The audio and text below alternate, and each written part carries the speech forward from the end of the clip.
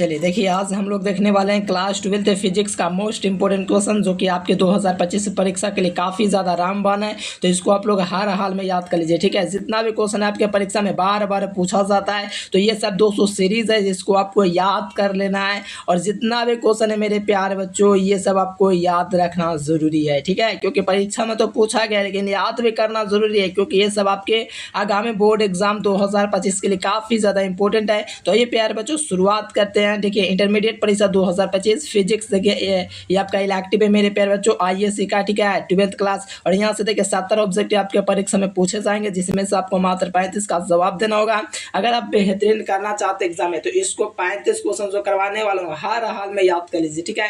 एकदम most important VVI question है मेरे प्यारे बच्चों। आइए शुरुआत करते हैं। देखिए, इस प्रकार से आपका क्वेश्चन दिया गया मेरे प्यारे बच्चों। 70 क्वेश्चन आएंगे, जिसमें से आपको 35 क्वेश्चन का जवाब देना है, तो आप लोग आसानी से दे सकते हैं, ठीक है। तो ये प्यारे बच्चों, पहला नंबर क्वेश्चन आपका रहेगा एग्जाम में कि किलोवाट घंटा किसका मात्रक है, ठीक है। तो ये आपको ऊर्जा का तो मात्रक होता ही है, लेकिन इसका मान पूछा जा रहा है। तो 1 किलोवाट घंटा जो होता है, ये आपका 3.6 गुना 10⁻6 जूल होता है। इसलिए इसका जो राइट आंसर होगा मेरे प्यारे बच्चों, सी नंबर इसका बिल्कुल सही जवाब हो जाएगा। यानी कि 1 किलोवाट घंटा जो होता है 3.6 गुना 10⁻6 जूल होता है, इसीलिए इसका राइट आंसर सी नंबर होगा। चलिए मेरे प्यारे बच्चों, सेकंड नंबर क्वेश्चन का आंसर है कि 1 एम्पियर बराबर क्या होता है। तो 1 एम्पियर जो होता है क्या होता है, 1 कूलम पर 1 सेकंड होता है, ठीक है। ये क्या होता है, 1 कूलम पर 1 सेकंड जो होता है मेरे प्यारे बच्चों, ये आपका 1 एम्पियर के बराबर होता है। तो देखिए यहाँ पर 1 कूलम पर 1 सेकंड जो है, यहाँ पर राइट आंसर ए नंबर होगा, ठीक है। याद कर लेंगे, 1 एम्पियर जो होगा 1 कूलम पर 1 सेकंड होगा, ठीक है। और एम्पियर जो होता है धारा का मात्रक होता है, ठीक है, याद रखिएगा। आइए नेक्स्ट क्वेश्चन देखा जाए। और जो विद्यार्थी नोट्स वगैरह नहीं लिए, ऑल सब्जेक्ट का जरूर से ले लीजिए। एग्जाम में 100% लड़ने वाला क्वेश्चन हम आपको देंगे मेरे प्यारे बच्चों। ऑल सब्जेक्ट के लिए इस नंबर पर कॉन्टेक्ट करना, 399 पेमेंट लगता है मेरे प्यारे बच्चों। ऑल सब्जेक्ट का मिल जाएगा, साथ में एग्जाम तक भी हेल्प किया जाता है और 100% लगता है। हम आपको हर साल का प्रूफ दिखा देंगे, बस मेहनत करके ले लीजिए। आइए यहाँ पर 3 नंबर क्वेश्चन का आंसर है, 1 टेस्ला बराबर क्या होता है। तो 1 टेस्ला जो होता है 10 के पावर 4 गॉस होता है। क्या होता है, 10 के पावर 4 गॉस होता है, इसीलिए इसका राइट आंसर ए नंबर हो जाएगा, 10 के पावर 4 गॉस। आइए प्यारे बच्चों, नेक्स्ट क्वेश्चन देखा जाए। 1 गॉस क्या होता है। तो 1 गॉस होता है 10 के पावर 4 टेस्ला होता है। क्या होता है, 10 के पावर 4 टेस्ला होता है 1 गॉस। तो यहाँ पर देखिए 10 के पावर, यहाँ पर देखो, यहाँ पर आप लोग क्या देखें, ध्यान दीजिएगा, ये आपका 10 के पावर 4 गॉस था, ठीक है। तो यहाँ पर 1 गॉस पूछा जाता है, इसके विपरीत हो जाएगा, 10 के पावर -4 टेस्ला हो जाएगा, ठीक है।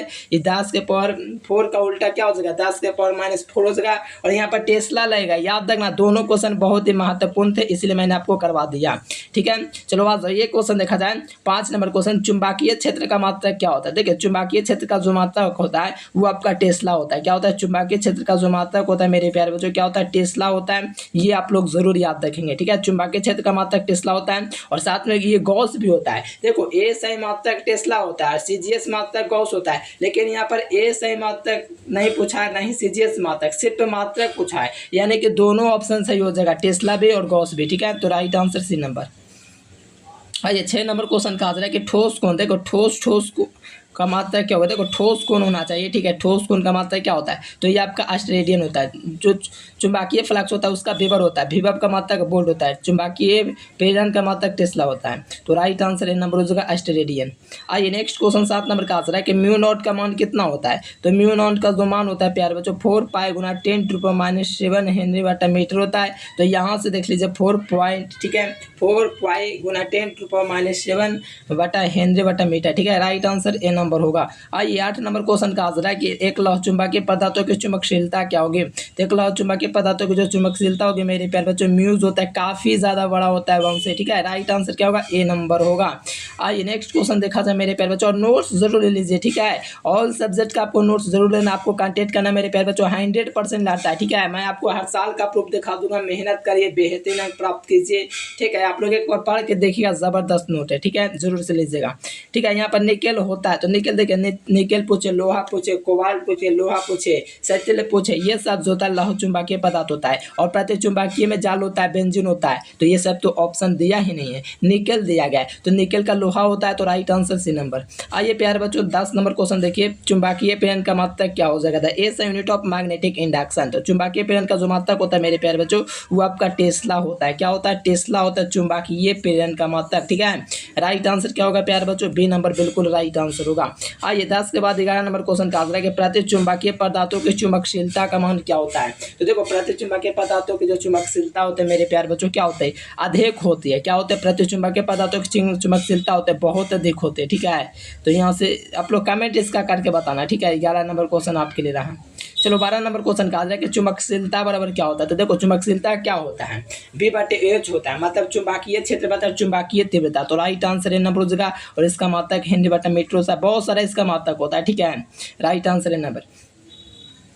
चुंबकीय अवमंदन का कारण क्या है। तो देखो विद्युत चुंबकीय अवमंदन का जो कारण होता है फोको धारा होता है, जिसे हम लोग भब्बर धारा कहते हैं। यानी कि इनमें से दोनों सही जवाब होगा, क्योंकि आपको पता रहना चाहिए कि विद्युत चुंबकीय अवमंदन का जो कारण होता है फोको धारा और यहाँ पर भब्बर धारा दोनों होता है। ठीक है, तो राइट आंसर क्या हो जाएगा, सी नंबर।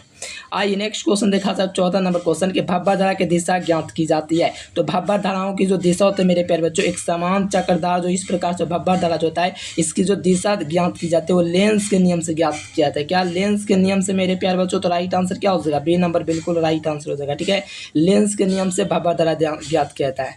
देखो प्रत्यवार्ती धारा निम्नलिखित में से कौन सा प्रभाव प्रदर्शित करती है। देखिए प्रत्यवार्ती धारा मेरे प्यारे बच्चों इसे कौन सा प्रभाव प्रदर्शित करती है। ठीक है, तो ये आपका उष्मीय प्रभाव प्रदर्शित करते हैं। क्या करती है, उष्मीय प्रभाव जो होता है मेरे प्यारे बच्चों वो आपका प्रदर्शित करती है। तो राइट आंसर जो होगा वो आपका बी नंबर होगा। क्या हो जाएगा, उष्मीय प्रभाव।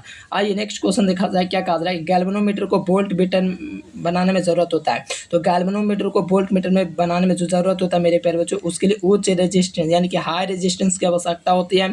तो यहाँ से राइट आंसर जो होगा वो आपका ये नंबर हो जाएगा, उच्च प्रतिरोध की। ठीक है, चलो बाजो नेक्स्ट क्वेश्चन देखा जाए 7 नंबर क्वेश्चन, चौक कुंडली का कार्य सिद्धांत होता है। देखो चौक कुंडली का जो कार्य सिद्धांत होता है मेरे प्यारे बच्चों इसका स्वप्रेरण होता है। ठीक है, चौक कुंडली का शक्ति गुणांक जो होता है 0 होता है। और चौक कुंडली के बारे में आपको हम पढ़ाएंगे आगे चल के 7वां चैप्टर में। तो आप लोग चैनल को सब्सक्राइब जरूर करिए और मेरा ऑफिशियल चैनल एजुकेशन लेक्चर है उसको भी आप लोग सब्सक्राइब कर लीजिएगा यूट्यूब पर सर्च करके। ठीक है, यहाँ पर स्वप्रेरण बिल्कुल राइट आंसर होगा। आइए नेक्स्ट क्वेश्चन देखा जाए, धारतीय प्रतिघात का मतलब क्या होता है। तो धारतीय प्रतिघात जो होता है क्या होता है, 1/ओमेगा-L होता है। क्या होता है, धारतीय प्रतिघात क्या होता है, 1/ओमेगा-L होता है। देखो कंफ्यूज मत करना, ये 1/ओमेगा से धारतीय प्रतिघात होता है। तो प्रेरक प्रतिघात जाहिर सी बात है ओमेगा-L होना चाहिए।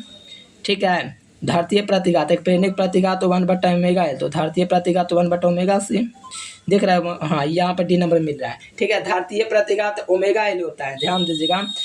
प्रेरक प्रतिघात पूछेगा एक्सल बराबर ओमेगा-L, तो ये वाला ऑप्शन तो होगा नहीं। ठीक है, हमको पूछा जा रहा है धारतीय प्रतिघात, तो एक्स बराबर क्या होता है, एक्स जो होता है 1/ओमेगा-C होता है, इसलिए इसका right answer option number D होगा।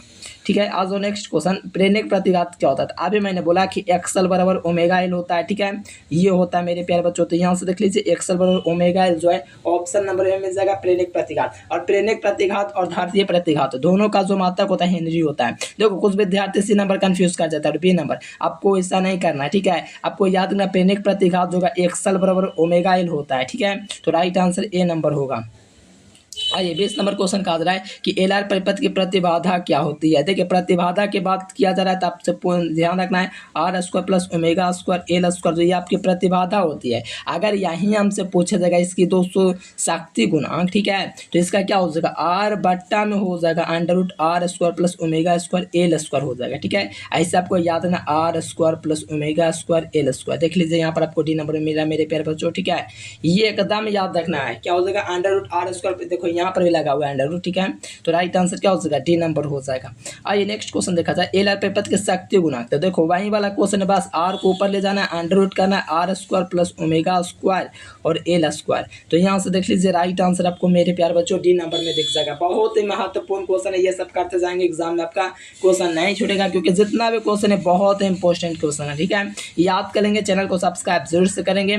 आइए नेक्स्ट क्वेश्चन देखा जाए 22 नंबर, सबसे अधिक आवृत्ति वाला तरंग कौन होता है। देखिए सबसे अधिक जो आवृत्ति वाला जो तरंग होता है मेरे प्यारे लाल वो कौन होता है। ठीक है, सबसे अधिक जो आवृत्ति होता है मेरे प्यारे बच्चों वो आपका गामा रे का होता है। किसका होता है, गामा जो रे होता है मेरे प्यारे बच्चों, इसकी जो आवृत्ति होती है सबसे अधिक होती है। किसकी होती है, इसकी जो आवृत्ति होती है मेरे प्यारे बच्चों। ठीक है, सबसे अधिक जो होता है गामा किरणों का आवृत्ति होता है। तो राइट आंसर नंबर हो जाएगा गामा किरण। ठीक है, चलो आज नेक्स्ट क्वेश्चन देखा जाए 23 नंबर क्वेश्चन का आज रहा है कि गोलीय दर्पण की फोकस दूरी क्या होती है। तो गोलीय दर्पण की फोकस दूरी उसकी वक्रता त्रिज्या की कैसी होती है, आधी होती है।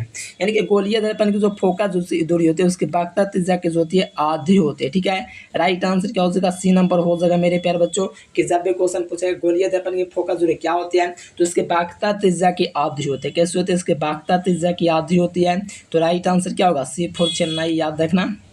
आ जाओ यहाँ पर देख लिया जाए, कहा जा रहा है कि बर्फ का अपवर्तनांक जो होता है क्या होता है। देखो बर्फ का ये जो दिया गया मेरे प्यारे बच्चों, क्या चीज का दिया गया है, तो बर्फ का नहीं दिया गया। ठीक है, ये जो दिया गया ये आपका पानी का दिया गया, ये आपका हीरा का दे देगा। बर्फ का जो होता है 1.31 होता है। ठीक है, 1.31 राइट आंसर सी नंबर होगा।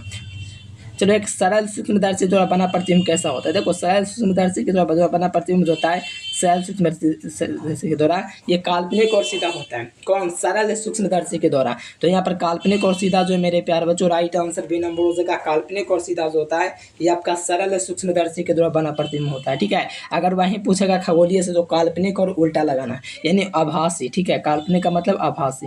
देखो ये क्वेश्चन देखो खगोलीय दूरदर्शी में, तो खगोलीय दूरदर्शी में क्या होता है, आभासी और उल्टा होता है।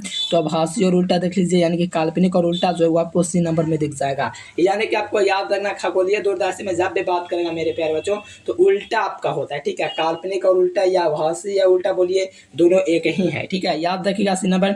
और जो विद्यार्थी पीडीएफ नोट्स नहीं लिए यहाँ पर नंबर आपको दिख रहा है, इस नंबर पर कॉन्टेक्ट करके जरूर से लीजिएगा। देखो सामान्य संयोजन में खगोलीय दूरदर्शी की क्षमता नहीं लंबाई पूछा जा रहा है, तो एफओ प्लस एफी हो जाएगा, ये आपका लंबाई हो जाएगा। तो यहाँ से देख लीजिए मेरे प्यार बच्चों डी नंबर हो जाएगा। ठीक है, बहुत ही मस्त क्वेश्चन है, जबरदस्त क्वेश्चन है, याद कर लीजिए। चलो आज नेक्स्ट क्वेश्चन देखा जाए 28 नंबर, सामान्य संयोजन में खगोलीय दूरबीन की क्षमता क्या होती है। देखो क्षमता क्या होता है, एफओ बट्टा में क्या होता है, एफी होता है। ठीक है, यही ना होता है, क्षमता क्या होता है, एफओ बट्टा में क्या होता है, एफी होता है। तो यहाँ से देख लीजिए एफओ बट्टा एफी जो है मेरे प्यार बच्चों क्या हो जाएगा, यहाँ पर डी सी नंबर होगा, लेकिन गलती से जी लिखा गया, कोई दिक्कत नहीं है, सी नंबर होगा। देखो यहाँ पर बाण विक्षेपण क्षमता किस पर निर्भर करती है, तो ये कर्नल ऑफ लाइट पर निर्भर करता है कि द वेवलेंथ ऑफ लाइट। ठीक है, राइट आंसर क्या होगा, सी नंबर होगा। इनके बाण विक्षेपण की क्षमता जो होती है इस पर निर्भर करते हैं प्रकाश के तरंगदैर्घ्य पर। ठीक है, देखो कभी कभार दोनों भी देखने को मिल जाता है। देखो प्रकाशिक पथ बराबर क्या होता है, अपवर्तनांक गुना पथ लंबाई। अपवर्तनांक गुना पथ लंबाई जो होता है प्रकाशिक पथ के बराबर होता है, याद रखिएगा 2020 में पूछा गया था। चलो ये क्वेश्चन देखो, विद्युत परपथ की शक्ति क्या होती है, तो विद्युत परपथ की जो शक्ति होती है वो आपका वी स्क्वायर बटा में आर होती है। तो यहाँ से देख लीजिए प्यारे बच्चों राइट आंसर बी नंबर हो जाएगा, वी स्क्वायर बटे आर। आइए यहाँ पर देखिए कारण प्रतिरोध का तो जो कलर कोड जो होता है उसमें पीला रंग का मान पूछा जा रहा है। ठीक है, तो बी बी रॉय जी वाला ट्रिक याद रखिएगा। तो यहाँ पर मैं आपको बता दूँ बी बी रॉय जी। ठीक है, इसका 0 1 2 3 4 यानी कि येलो पीला के लिए 4 होता है, तो डी नंबर आपको याद रखना है। ठीक है, आज यहाँ पर विद्युत विभव बराबर क्या होता है, तो वी बराबर डब्ल्यू बाई क्यू होता है, किया गया कार्य बटा में आवेश। तो यहाँ पर डब्ल्यू बाई क्यू देख लीजिए बी नंबर ऑप्शन होगा। आइए यहाँ पर 34 नंबर है कि पानी का परावैद्युतांक कितना होता है, तो पानी का जो परावैद्युतांक होता है मेरे प्यारे लाल वो आपका 80 होता है। कितना होता है, 80 होता है। तो सही जवाब ए नंबर होगा। और पीडीएफ नोट्स मेरे प्यार बच्चों ऑल सब्जेक्ट का जरूर से ले लीजिए, इस नंबर पर कॉन्टेक्ट करके। ऑल सब्जेक्ट के लिए मात्र 399 रुपये लगता है और 100% एग्जाम में लड़ता है। बस मेहनत से पढ़े मेरे प्यार बच्चों, पूरा लड़ता है। ठीक है, मेहनत से पढ़ के देखिए। ठीक है, हम आपको हर साल का प्रूफ दिखा देंगे।